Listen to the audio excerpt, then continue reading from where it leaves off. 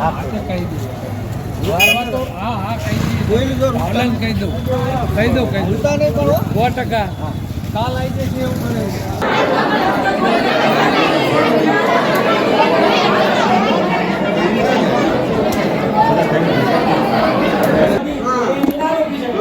ये रस्तो बोले ये रस्तो बोले ये तो તમને કીધું સત્ય વાત થઈ અને એવાનો જો વિષય છે ये है ना कल्याण रस्तो बोले कल्याण राजन ने કીધું સાહેબ આપણે તમને પાછળ જે ચિરાગ વાળો હું જોઈ લઉં પાણી ને એવું હશે તો માટી કે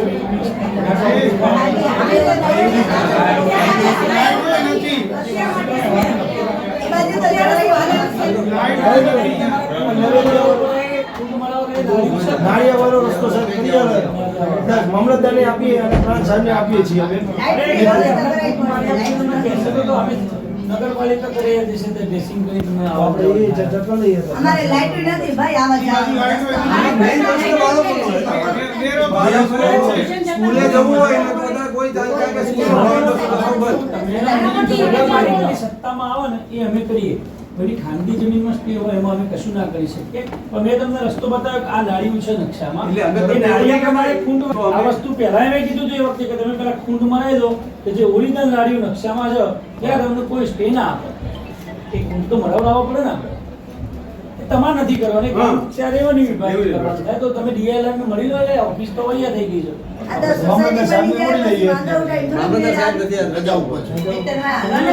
માપણી વાળા છે ને એમને મળી લો ને એમને મળી લઈએ તો તમને કહેવાનો અમારો અર્થ શા માટે કે ભાઈ આવા આજે કોર્ટના હુકમ મુજબ બંધ થઈ જાય રસ્તો તો છોકરાઓનો નિશાળ જવાનો કોઈ માદું બીમાર હોય કે દવાખાને ઇમરજન્સી કોઈ વિકલ્પ નથી અમારી પાસે રસ્તા ઓર્ડર તો માન કોઈ આપવું જ પડે વૈકલ્પિક રસ્તો નવની અને મંગલમના વચ્ચે થઈ સીધા કૌશિક બાજુ જાય પછી સીધો તમને કરી પછી આગળ તો સીસી રોડાઈ જાય ટેમ્પરરી વ્યવસ્થા થઈ શકે તમારું વ્યવસ્થા માટે મંગલમ માંથી બી હવા એવું છે માની લો કે મંગલમ સોસાયટી પાણીમાં વાળી જગ્યા જે રહી એ તો તમને આવા જવાની ના નથી પાડતા એ મંગલમ વાળા એ કીધું હતું એ વખતે કે અમે આમાંથી રસ્તો કરાવશું તો એમાંથી આવી મંગલમના ગેટમાંથી મંદિર થી સીધા તમે પાળા ઉપર આવી શકતા છો પછી તો કેનાલ ઉપર આવ્યું છે એ રસ્તો ના હાલની કન્ડિશનમાં કેનાલ ઉપર બી કિચડ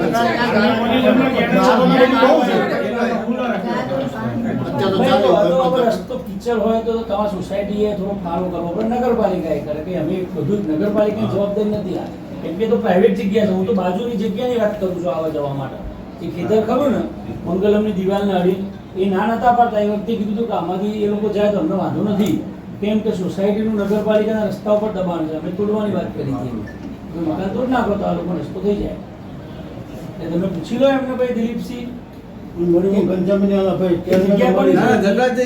જગ્યા કોની છે બાજુવાળી તો હજારી વાળાની છે ને એને તો રમેશ ભાઈ શું નામ ઓલા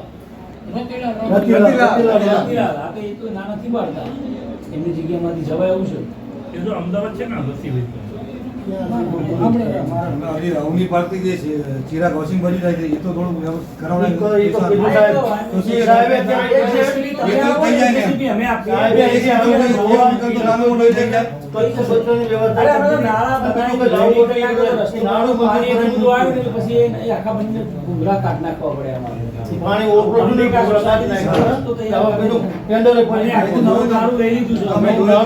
રસ્તાનું કાચું કામે લઈ લઈએ છીએ એટલે તમારું શું ભવિષ્યમાં તમને તો કહેવાનું હવે મકાન લીધે તો અમને ખબર તો અમે આયા જ નહીં મકાન એટલે સોસાયટી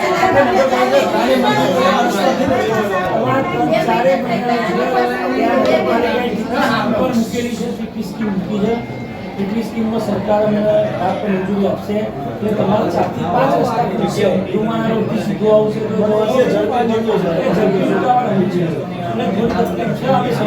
તો નગરપાલિકાએ પેદલ કાર્યવાહી ચાલુ કરી દીધી અત્યારે ઓલ્ટરનેટિવ માટે નગરપાલિકાના રૂલ પર લોકોએ વર્ષો જૂના મકાનો બનાવી દીધા છે તો હાલના હાલ તો તે તોડવાનું થાય નહીં તમારું મકાન હોય 50-60 લાખ રૂપિયાનું મકાન હોય તો તમારું મકાન તોડે તમને શું થાય એને સમય મર્યાદા આપવી પડે નોટિસને આપી ચાલુ કરીએ પ્રદેશ ભાઈ તમે સમય મર્યાદા દેશમાં અડચણ ના થાય એવી વ્યવસ્થા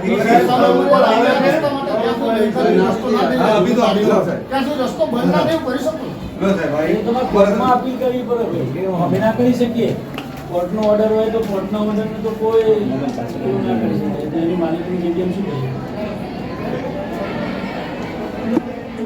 આ ચિરાગવાળું અને જોડાય તો જનરલ કરેલું છે. 20 થી 25 તો ગાડીઓ આવે બાળકો માટે, છોકરાઓને લેવામાં. અત્યારે પાછું શું છે, અત્યારે 3 દિવસથી પરીક્ષાઓ ચાલુ થઈ ગઈ છે. બાળકો જશે કેવી રીતે? અમે તો બધા મોટા તો કરીશું કે અમે એડજસ્ટમેન્ટ કરી બી લઈએ સાહેબ. જે બાળકોની પરીક્ષાનું જે છે એનું ભવિષ્ય બગાડ્યું ટ્યુશન છે, પરીક્ષાઓ છે. આ રસ્તામાં ક્યાંય સ્ટે નથી. જે સ્ટે છે એમની માલિકીની જમીનમાં જંતી બેઠક છે. જંતી બેઠક તમે આના આજના આજ માપણી થયેલી છે. તમે કુંડલા માં મરાઈ દો કે આ રસ્તો બધી સોસાયટી વાળા 6 જણા છે, DLR વાળાને આપણે તત્કાલની માપણી કરાવી. સાહેબે મને આમના જો આમાં એ જે જંતી અત્યારે એમનામાંથી જે આવશો એ રસ્તો છે એનો સ્ટે છે. એ આનો નથી. આ રસ્તો તો હજુ ખુલ્યો જ નથી.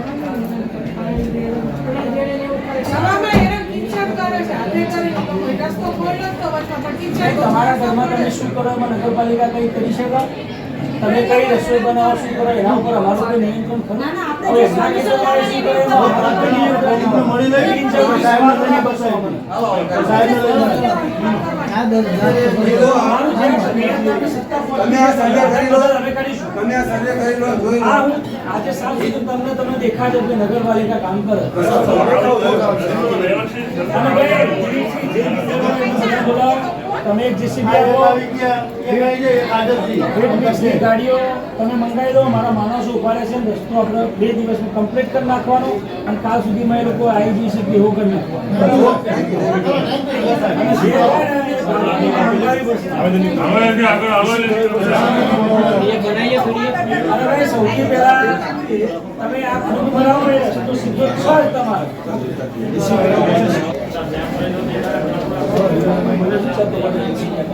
એ નીચે કપાલમાં પડે છે. સાહેબને કોઈને આપી દેશે. એટલે નીચે જ આપણે સિક્કો મારીને ઉપર આપશે. નીચે અંદર પણ આપશે.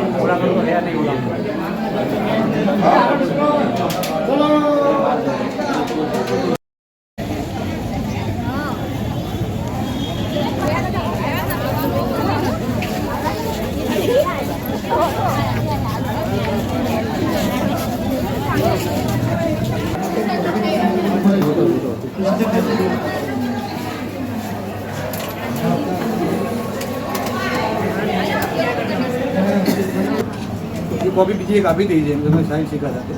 એક રજૂઆત એવી છે સાહેબ કે જે નવેલી છે સાહેબ બાજુનું એ ખુલ્લું કરી આપો સાહેબ. બાજુમાં શું છે? નેવેલી છે તે હાલ જે રોડ બંધ છે, તે હાલ જે રનિંગ હતો વર્ષોથી ચાલતો હતો એ અત્યારે સ્ટેમાં આવ્યું. આજે લગભગ હાઈકોર્ટે સ્ટે આપે. હા, હાઈકોર્ટે સ્ટે આપે છે. હા. હવે સ્ટેની અંદર કઈ રીતે સ્ટે લીધું એ આપણી પાસે વિગત નથી આવી. ત્યાંથી વિગત ઘટાડવાની પણ એની બાજુમાં જ આપણું એક નેરવ્યુ જાય છે. નેર્યું જાય છે એટલે નેર્યું અત્યારે એ કાયદેસર આ કાચું નેરવ્યુ છે પણ એ હજી એનો ખૂંટ નહીં મારી. અમે અત્યારે ચીફ ઓફિસર સાહેબને ત્યાં મળીને આવ્યા. એમને કીધું કે નેરવ્યુ જો DLR-માંથી માપણી કરી અને તમને ખૂંટ મારી દે તો હું કાલને કાલ રોડ બનાવી તમારો રસ્તો વહીકલ ચાલુ કરાવી દઉં. અત્યારે હાલ ઓછામાં ઓછા 2500-3000 વ્યક્તિઓ ત્યાં રહે છે, રહેવાસી.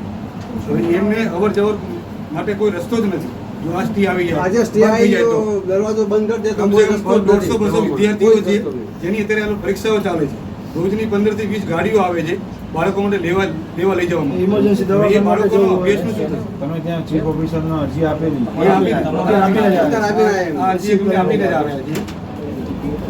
એટલે એમને એવું કીધું કે જે ગાડા માર્ગ છે 30 ફૂટનું નેવેર્યું એ ખૂટ મારીને ખુલ્લું કરી આપે તમે રસ્તો હરકો કરી આપે. તમે DLR માં કહો, હા, તમે પેલા સાહેબને કહો એટલે DLR માં કહેશે ઈ માપણી કરીને તરત ખૂંટ મારી દેશે એટલે હું તરત રોડ સરકારી બનાવી. નેર્યું જ આ છે. સરકારી નેરવ્યુ જ છે. 498 ની જોડે બાજુમાં જ આવે. આ તમારે અમને આપવાનું છે કે હા, આપી ખાલી દો. આટલું જ ના, આપવાનું? એ તો આ એ તમે આપી આપી જશે. તો તમને બીજી કોપીઓ રિસીવ કરાવી દઉં. અત્યારે હાલે આપે છે ને બી સહી કરાવી. હમણાં રિસીવ કરાવી દઉં છું.